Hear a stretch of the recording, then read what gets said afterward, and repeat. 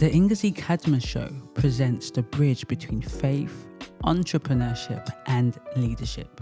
My name is Ngozi Cadmus, and I'm a mental health and leadership expert. I represent the average woman and equip women of faith to walk in their divine calling, master their thoughts, and love themselves so that they can level up spiritually, mentally, and financially.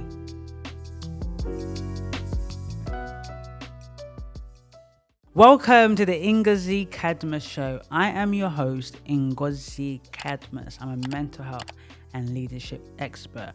And one of my qualifications that I have is a psychotherapist. I'm a fully qualified transactional analyst. I can never say the word.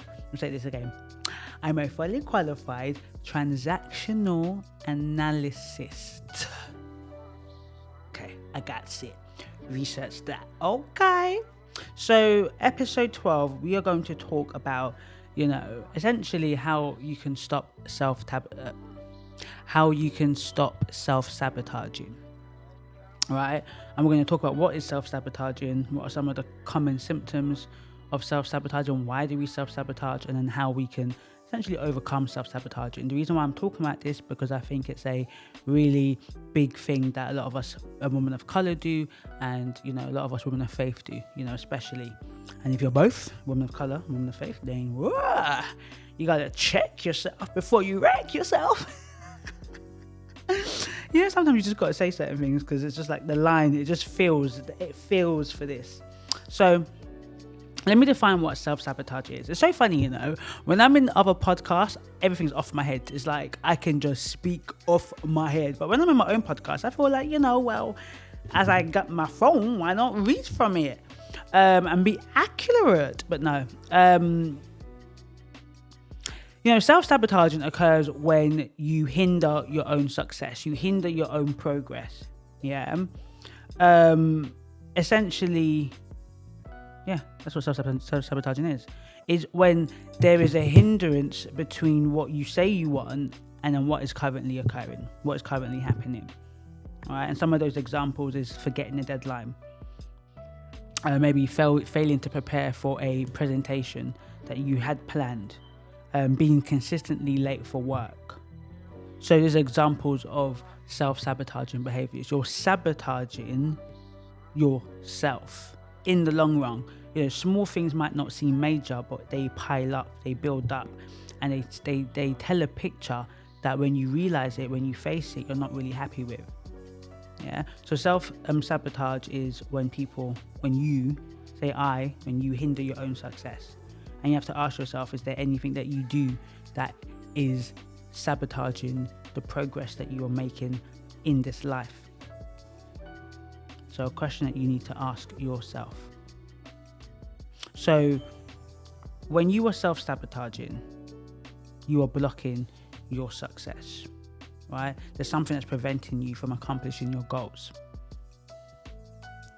It happens consciously and unconsciously. What that means, it can happen with your awareness and sometimes without your awareness until after you realize, crap, I messed up.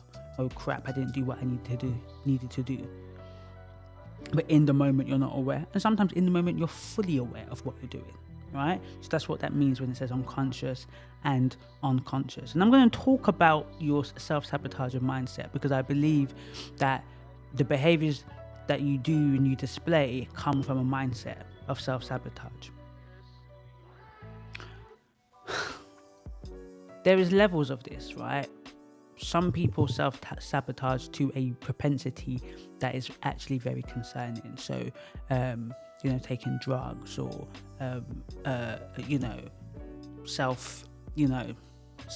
cutting self. I don't know what words. I'm not meant to use on YouTube yet. I need to read about that. So, cutting of self, all of those stuff can be seen. And they're signs of other things. So, taking drugs are a sign of deeper issues, psychological issues, substance misuse issues, but they also can relate to self-sabotage because in a mild sense, somebody smoking maybe cannabis just before, they go to bed and then they get really relaxed and tired and they don't wake up the next day for an important meeting is self-sabotage. But that could also be indicative of larger issue or more underlying issue. Yeah. So, interestingly enough, there's been quite a lot of research into self-sabotage because it's a particular popular phenomenon that people experience, especially people that do want to be successful, do want to achieve things in life. So, I wouldn't see myself as someone who self-sabotages, but when I think and I reflect on certain goals, like exercise, I have. So, for example, how I self-sabotaged is I would, go to the gym. I would, I know I need to be fit. I might be slim and stuff, but I need to be more fit. I want a flat stomach. Okay. Then I'll go to the gym. And then when I get to the gym, I don't spend enough time in the gym, or I don't actually effectively use the equipment in the gym properly, if that makes sense. Another way could be that, you sign up for a gym membership, and then you even sign up with a trainer, and then you're late to the trainer, or when you come, you're not in your appropriate attire. That's obviously sabotaging, because it's like, you can't work out if you're wearing suit, You might self-sabotage an interview that you have, right? You don't prepare, you leave everything to the last minute, or you prepare, but then you know that you got to get there for 9, so you should leave there 7:30, but you leave there 8, and then you get there late, and then oh my God, you're not showing up a good impression, etc., etc., etc. So, why do we self-sabotage? I think sometimes we self-sabotage because we are afraid to truly achieve the thing that we want. We could be fear of failure, fear of success. We can self-sabotage because we want a goal, but the route to the goal is not what we want. So I want a flat stomach, but the route to a flat stomach is obviously good diet and gym, and I don't like gym. So it becomes difficult to fulfill that goal of mine because gym is, to me, in the way of the goal. But it is the way to the goal. Do you understand what I'm saying? Sometimes the way to the goal, we don't like it, but we want the goal. So our desire does not align with our current state of mind, our current values. Yeah, so we're out of whack. And I honestly teach people that to achieve many things in life, you got to do things you don't always like to do, right? So let me give you an example. I routinely at times wake up very early in the morning. I'm not talking about 6 a.m, I'm talking about 4 a.m. because I do quite a lot of things. If I list all the things that I did, you'd probably be like, but catch it on other podcasts. I'll be on some podcast. I'm on podcasts. So if you are Ngozi Cadmus, you'll find me on many different podcasts. And I tell people what I do. We'll go into my LinkedIn page and stuff, and you'll see what I do. But sometimes in order to achieve everything I need to do in the day, within the week, I've got to wake up early. I've got to sacrifice something. And for me, because I work better in the mornings, I wake up earlier. Some people, you may work better at night, so you will go bed 2, 3 a.m. and then wake up 7. So regardless, sleep sometimes is the thing I sacrifice in order to get what I need to get done. Now, I don't do that all the time. I balance it out because it can affect, your health and your well-being, and sometimes you're just overly tired. So you've got to listen to my body. If I'm tired, I just sleep.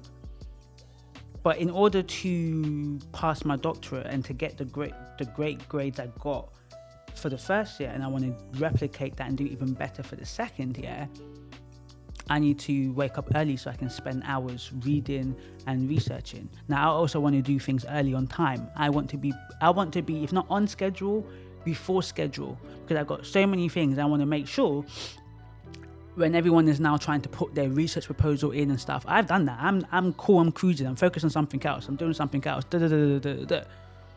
So, I had to train myself. This is connected to the whole, there is no such thing as motivation. Motivation is not going to undo self-sabotaging. It's a mindset thing. It's saying, do I want to repeat the same cycle that I'm repeating? Because the reality is, if you are continuously late to work, it's going to be held against you. Your reputation is not going to be good, and you could get fired. You can get terminated. So you might not necessarily be actually a bad worker, but the consistent lateness is not attractive to your employer, makes you feel unserious, makes you look unreliable. So it will pile up against you, and it will be seen as a failure in your character, in your credibility, in your personal professional credibility, and that can lead you to being fired. And then when you go to another job, you've got to tell them that you've been late. And certainly, as me as an employer, I will not unless you demonstrate that how you've dealt with that behavior and how you no longer do that. I personally wouldn't want to employ somebody who had a track record of being late, because you can talk to me in the interview and next minute you're being late, and then I spent all of these resources training you up, and then now I've got to let you go and find someone else. Nah. So do you see how important it is that there's some behaviors that you might think one time is not a big deal, 2 times not a big deal, 5, 6, 7, 8, 9 times it becomes a big deal, and you're building up habits. Yeah. So the way to overcome this, right? Okay, so let me say this before I say the way to overcome it. Let me mention some things as well. So perfectionism could be self-sabotage, because the idea that it has to be all or nothing, then it means that if you're not pleased with something, you don't publicize it, you don't produce it. You could be saying to everybody on LinkedIn or Instagram, I'm going to do this, and then the day before the launch, you just feel like it's rubbish and you don't publish it, and then people are waiting for it, and you're like, oh, sorry, I just didn't do it. You've let down your audience, you've not kept your word, and essentially you're delaying building your client relationship and gaining clients. Moderation. Sometimes you too overly indulge. You have to watch this movie at 12 midnight and finish it, but if you went bed at 12 and wake up at 6, you'd feel much better than going bed at 2. Or maybe you go to a night out and you drink a lot more than you should, and the next day you wake up with a headache and you've got a presentation the next day. You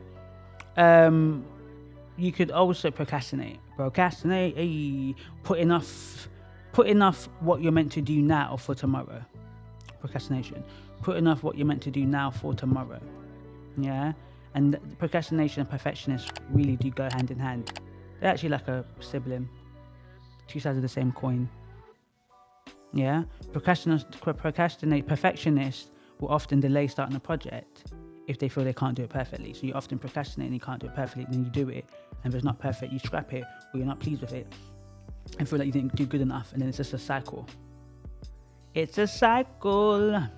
So symptoms of self-sabotage, refusing to ask for help, controlling or micromanaging behavior, picking fights or starting conflicts with colleagues and loved ones, setting goals that are too low or too high, avoiding or withdrawing from others, negative self-talk. So the inner voice that we have is absolutely negative and very critical. We are usually the hardest on ourselves, but if you're at a point where you're just, I'm stupid, I'm rubbish, I'm terrible, nobody's gonna like me, extreme self-criticism, then it can be an indicator of other things. Like self-sabotage is a small fry compared to if you've got depression or anxiety or stuff like that, right? And usually if you have depression, anxiety, then you will self-sabotage. So self-sabotage is describing a phenomenon that you express. It's not a diagnosis, nor is it a illness. You don't have self-sabotaging as a disease or an illness. It is just a concept that explains a behavior, which that is when you. It explains the behavior when you are not. I'm saying this again. Self-sabotaging is just explaining a behavior. What is the behavior? When you hinder your success or progress. Making excuses or blame shifting, undermining your goals and values, constantly seeking approval, reluctance to speak for yourself. Yeah, and this can really affect your self-esteem, and because life is about evidence, you're building evidence. Yeah, faith is about evidence. The Bible says in Hebrews 11:1, faith is the substance of things hoped for, the evidence of things not seen, right? What is the evidence that you are on the right trajectory of your life? What is the evidence that God is always pulls through in your life? You see it in scripture, you've seen it in your own life. But if you can consistently procrastinate or consistently, let's say, go late to work, then you're building a negative evidence for yourself. So when you look back, you're going to constantly think, I'm just not reliable. So you've got to change that. You have got to say, you've got to come on time, come on time, come on time, come on time. And you can say, I used to be this way. I am no longer that. I've addressed this situation and I am no longer XYZ.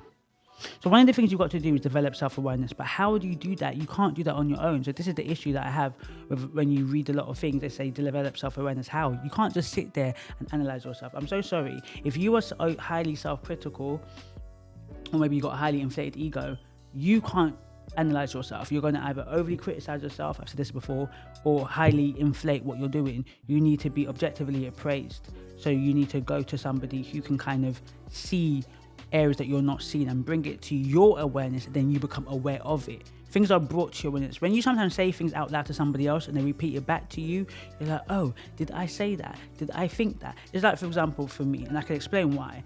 You know, I never considered myself smart. I knew I wasn't stupid, but not necessarily academic. Let me say that. I knew I was intelligent, but not necessarily academic, because I just didn't think I was academic. I would do a whole podcast on that. I didn't think I was academic.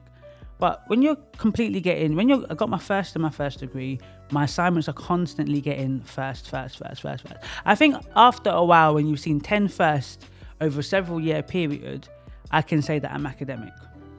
When I write something and my publicist says, wow, you write really well, I can say I'm academic. I write really well. Oh yes, although maybe growing up for a long time, I couldn't really spell and I was just terrible at writing, but I have developed from that. Right? So am I going to be the old Ngozi that sees herself as not academic, as not this, or am I going to be the Ngozi that God sees me as is I'm academic. I am moderately intelligent. I'm intelligent. I can write. I can understand big concepts, chew it, and write it. I'm a better writer than speaker, I think. I shouldn't say that, but you know, the way I write ain't the way I speak. Let me say that. I'm not saying I'm a better writer than speaker. I am a confident and great speaker. I just don't necessarily speak the way I write, which is fine. So, how to overcome self-sabotage? I think you first have to identify that you most likely are sabotaging. So you might want to say, I want this, but do this instead. So that when you realize, oh crap, I want this, I want to be fit, I want to get this job, but I'm not applying for jobs, I'm not doing exercise, I'm not eating healthily. Then you go, okay, how do I overcome that? Do I need to get a personal trainer? Do I need to get a career coach? Do I need to get a therapist to just give me the overall insight into my life so that in all of these different areas I can begin to address?